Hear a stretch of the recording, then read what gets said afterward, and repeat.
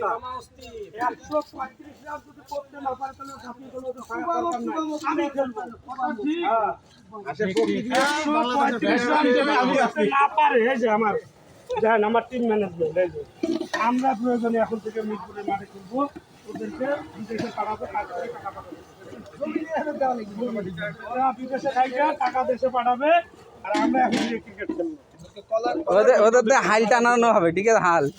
গরুর যে হাল আছে না দিনাজপুর শালাক পাইলে এখন তো ঢুকাই দাও মাথা সুতা গায়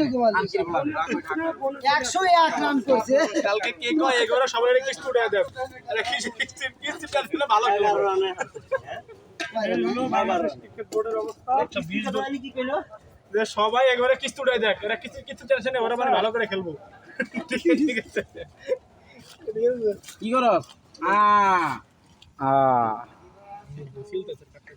তুমি বেস্তা করবে বলে কোলা লাগবে গোলা রে বেরেস্তা করবে মানে একদম কুচনো লাগবে গোল গোল এ বেরেস্তার পেজ আপনি কেটে দেন